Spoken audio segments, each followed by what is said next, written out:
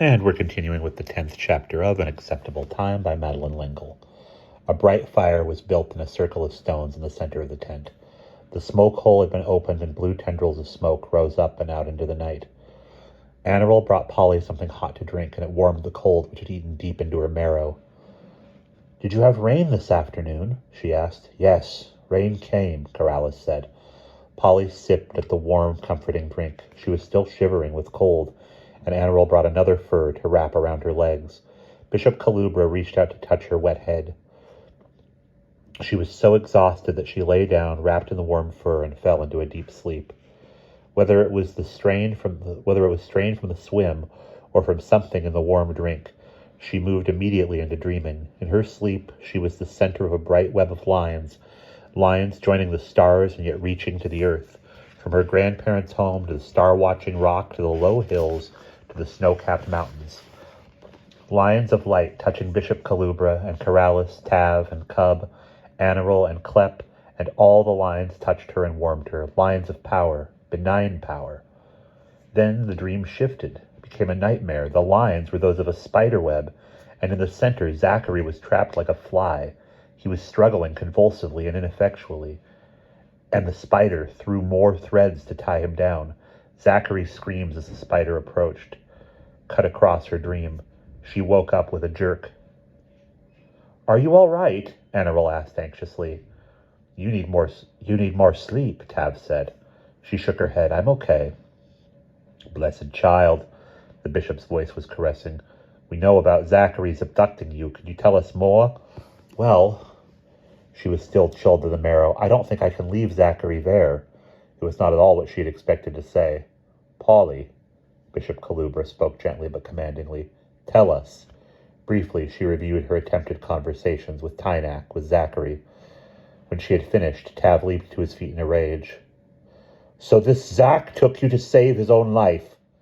"Heart," she corrected. "He was willing to have you die so he could live," Anarel said. Polly shook her head. "It isn't that simple. I don't think he admitted to himself what he was doing." "Why are you defending him?" Tav shouted. "I don't know. I just know it isn't that simple." But hadn't she accused Zachary of the same thing? "I think I have to go back." "No, it will not be allowed," Tav expostulated. "You are here, safe. Stay," Anarel urged. "Why do you have to go back, Polly?" the bishop asked. Her reasons sounded inadequate even to herself, but a vision of Zachary trapped in the web kept flicking across her inner eye. "My clothes are there. Zachary's icon is in my anorak pocket, and Tynak thinks it has great power. He tried to take it from me once, but I hope he's afraid of it now. And if I don't go back, I don't know what will happen to Zachary." She shook her head as though to clear it. "I really don't know why I have to go back. I just know I have to." Tav pounded with the butt of his spear against the hard ground of the tent. "What happens to this Zach does not matter. It is you. You matter. I care about you." "I can't make rain for them, Tav," she said. "And if there isn't rain, they will attack you again. You said that yourself." She wanted to stretch out her arms to him, to have him take her hands, draw her to him. But this was no time for such irrational longings. "Corrales," she started, but Corrales was not there.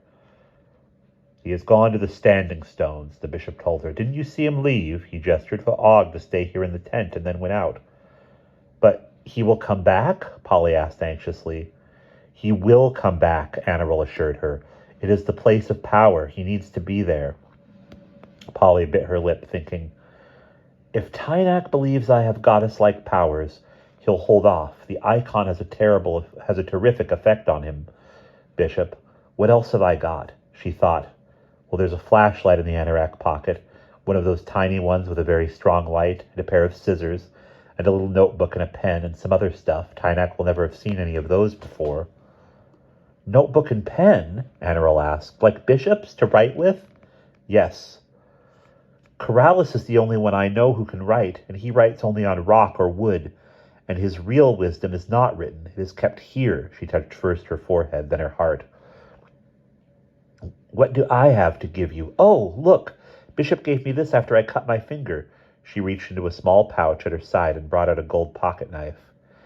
It would not be much good for skinning a deer, but it is quite sharp, and I have another one of these. And she gave Polly a Band-Aid. Stop, Tav shouted. No, Polly is not to go back. Tav, I have to. You swam. How far you swam. Not many people could swim across the lake all that way, even in summer. You are here. We will not let you go. I have to. She sounded her most stubborn. Polly, the bishop said, you have not given us a real reason. I can't just leave Zachary there to be slaughtered.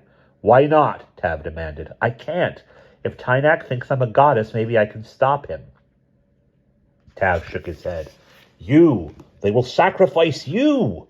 No, Polly said. To them, I am a goddess. She wished she was as certain as she sounded. The bishop's face twisted as though from pain. Polly is right. She can't leave Zachary to be a meaningless sacrifice, no matter what he has or has not done. That is not what Polly does. No, Tav cried.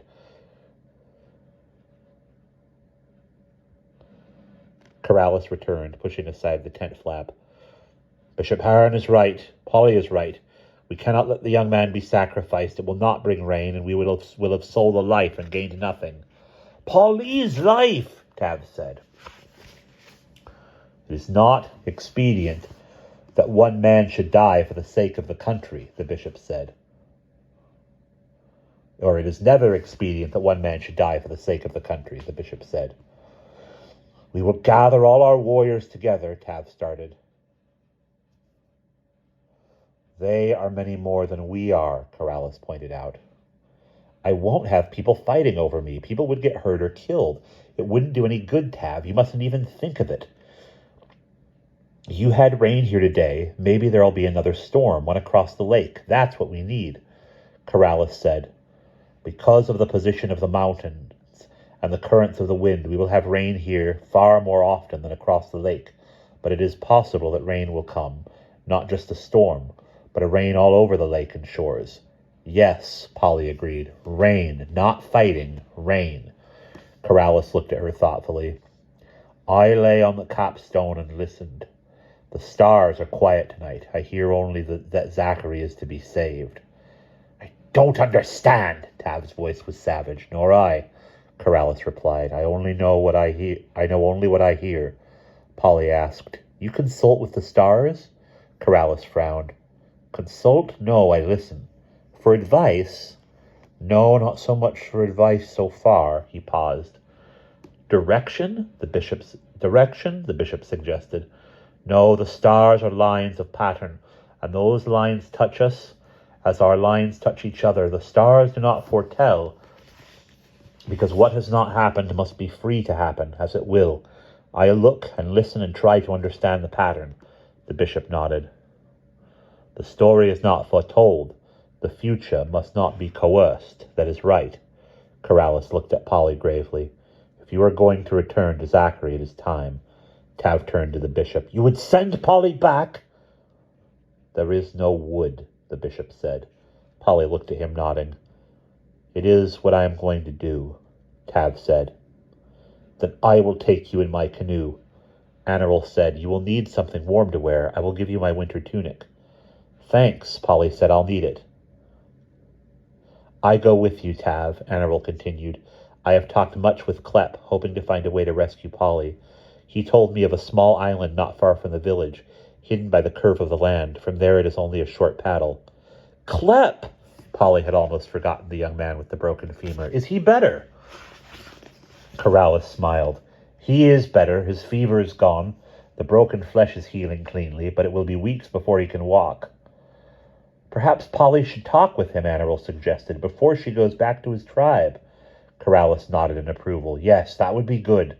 Tav, can you and Cub bring him? Can't I go to him? Polly asked. Wouldn't that be easier? Won't it hurt him to be moved? Tav and Cub will be careful. The fewer people know you are here, the better. Tav was already gone. Anirul detached the leather pouch from her waistband and removed a handful of small stones, dropped them to the ground at her feet, and looked at them where they lay.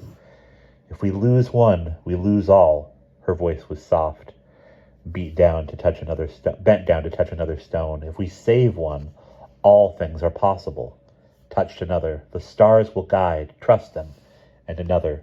The lines between the stars are reflected in the lines between the sacred places, and in the lines that cross time to join people. She looked up, blinking as though waking from a dream. Corrales smiled at her.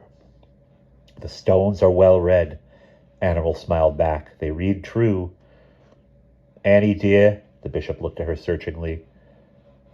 These are not fortune-telling stones? No, Corrales said quickly. The stones do not tell us what is going to happen or what we are to do any more than the stars. They speak to us only of our present position in the great pattern. Where we are now, here. Sometimes that helps us to see the pattern more clearly. That is all. This worries you, Heron? No, the bishop said. I trust you, Corrales, and you, Annie. Polly said, some kids at my school got really involved in fortune-telling and the future and stuff, and my parents take a very dim view of that kind of thing. I, too, Corrales said. Only Anarel reads stones, that they may not be misused. They broke off as Tav and Cub came into the tent, bearing Clep between them, his broken leg stretched motionless between two oaken staves. Gently they set him down before the fire, which still burned brightly, illuminating the interior of the tent. When he saw Polly, he smiled in relief. You all right? Clep asked. She smiled back. Now that I'm thawed, I'm fine. You swam the whole way? I grew up on islands, Polly said. I've swum all my life. Even so, Clep said, it is a long way. Polly grimaced. I don't know. Don't I know? I thought I wasn't going to make it.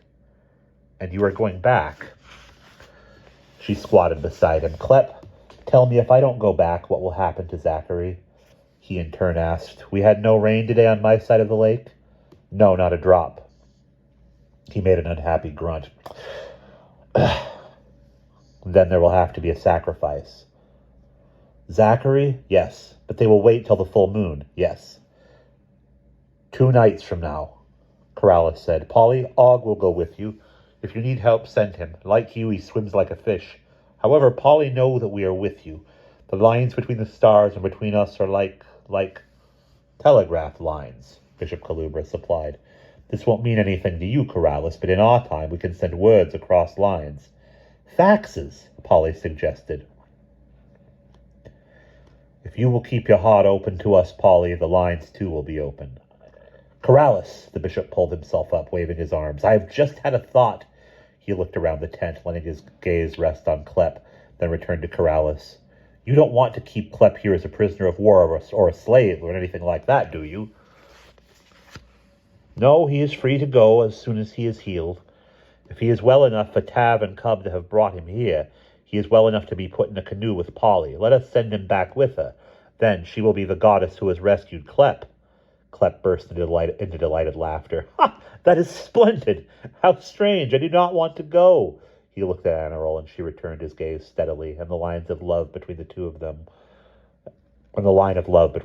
was almost visible. But you will go, Corrales said. What Bishop Heron has thought of is perfect, and if you, Clep, are to be the next leader of your tribe, the sooner you return, the better. I am very young, Clep reminded Polly of her brother next in age to her, Charles, with his wisdom unusual for his age and his lovingness. Your old one still has years to live, Corrales assured him. We will send 2 canoes. Polly is too tired to go along with Clep. Tav, you will paddle Polly and Clep. Cub, you will go with Anarel. When the canoe is near enough shore for Polly to bring it in, you, Tav, will join Anarel and Cub. We must hurry, Clep said, to be there before dawn. It all happened so quickly that Polly barely had time to think, only to accept that the bishop's plan was the best possible under the circumstances. She was given a warm sheepskin tunic to wear, which she put on gracefully. Clep was placed in the bottom of one of the canoes. Polly sat in the bow, with Og curled at her feet. Tav took the stern. Anarel and Cub got into a slightly smaller canoe. They pushed out into the deep water. Polly turned once to wave to the bishop and Corrales. Then she turned her face toward the dark horizon. And that is the end of chapter 10.